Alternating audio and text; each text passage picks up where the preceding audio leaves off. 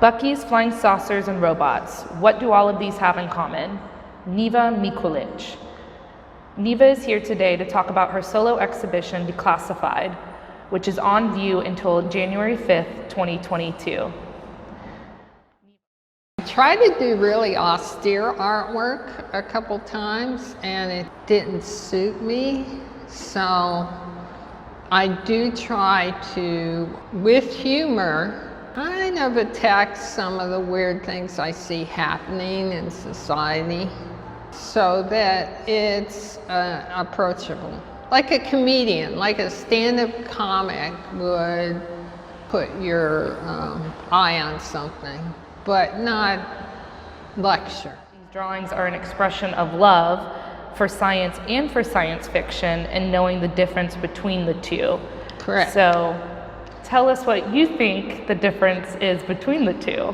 As one's based on data and experiment and research and fact. You have 100 people or thousands looking at something and looking through all the numbers and coming up with hypotheses and then experiments to theory. Science fiction is what ifs. What if we could travel at the speed of light or greater? If you could pick a drawing in this room that is the perfect balance between science and science fiction, which one would you choose? Maybe it's me in my condo. I set the videos of scientists and things describing UFOs and what they could be, and UFO debunker, and a little of the original UFO history. And that kind of tells you what I think about UFOs in a nutshell. But I would absolutely believe that aliens were visiting the planet if I saw it out the window. That's a good meld right there. I like to think there's flying saucers going around, but I'm very skeptical about it. I think there's life on other planets. I really believe that, in this vast universe. Do I think they're coming here to this little blue dot? No, I don't think so.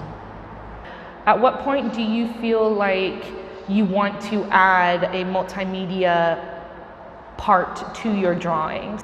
If it has a TV screen in it, and was set up to have video in it because I photographed my television in it specifically, because I wanted to do a contrast. And I like adding color via the TV screen. With the drawing target, that was supposed to be a video. It was supposed to be a video for years. I sat on this old-timey photograph I found in a junk store, and I thought, I gotta use this for something. It's perfect. It would have a screen, and then I can put a UFO in it. And then I really looked at it, and I thought, oh, it's kind of elegant without the screen. So I drew the screen in it, the UFO flying by. And that UFO is very 70s British style UFO. There's all these, I used to watch this show called UFO, and it's kind of off then. So then I thought, I need a second drawing, and I had some government photos of a control center, and I had, it had screens in it, and I thought, oh, that's perfect. And then the video came out from the DOD of those Navy pilots, so I'm like, oh, I can use that as the video. So those two drawings were, one was supposed to be video, the other wasn't going to be, and they reversed their lot in life. And the drawing tells me what it wants to do. Almost every single one of your drawings have an excruciatingly amount of detail in them. So about, on average, how long does it take you to complete one of these? The biggest drawing over there with the woolly mammoth and woolly rhinoceros took like 2 months or so. They can take anywhere, the big ones, 2 months to 6 months. The standard size, which all printmakers know is 22 by 30, is usually a month.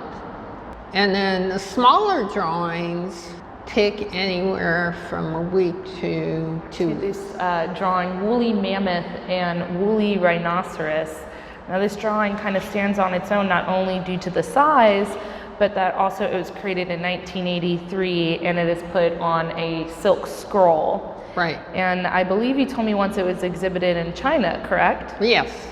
How does that fit with the rest of the show here? I think it fits because having woolly rhinoceros and woolly mammoth as part of the still life is science fiction right there. And it actually influenced the newer piece, the Tyrannosaurus, except we don't have the rest of the still life. It just sits on this ledge very cleanly. I was going to have it walking across something, but I thought, okay, I haven't walked across the edge of the paper. It almost seems like in Tyrannosaurus Rex, by cutting that dinosaur off, and not giving the viewer the entire picture, we're able to use our imagination to think of it even as bigger as what we see the first half of it. Yeah, I used the frame as if it were unable to fit in there. He's really scrunched in there, and it's like he's going to explode in that space. The New York Times and USA Today and a plethora of other online magazines and newspapers released a statement saying that the Pentagon is now creating a section of unexplained aerial sightings 3 days before your opening. Yeah, if it will make people more comfortable, look at it. We really need to know. They could be drones from Russia or China or something like that. We do need to know what they are. Even if it's a plastic bag floating across and people have misidentified it. Well, speaking of the article and recent events like the storm of Area 51, I think that makes your work extremely relevant to current times. However, you're using one of the oldest art forms, that kind of combination of traditional medium and this new media, I feel like makes your work extremely unique. And I love drawing. I love doing it. I just could sit there and work on something. But I also have that storyteller gene in me, and technology has provided a way to extend what you're seeing. Without the sound or the video, it's an instant in time, just a second, like nanosecond. And as soon as you add the sound or video, you start stretching the whole time frame out, and you can see into the future when you're looking at it, or in the past too. So it's a fun way of introducing time as an element that's actually in motion. And then I have done projections on top of drawings. I didn't want to do that either. I just wanted to create these little animations that were the antimatter version of the drawing. Or, like, remember the episode with Spock with the goatee? The evil Spock. So the drawings are a little sweeter, and then the animation's evil Spock. And it was fun. I'm laughing away as I'm torturing, like you hear people screaming, ah, zzz.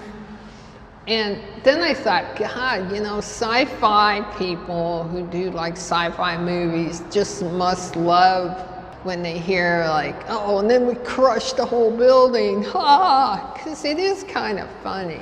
Yeah. I do it over the edge, so it becomes ridiculous, and that makes it fun.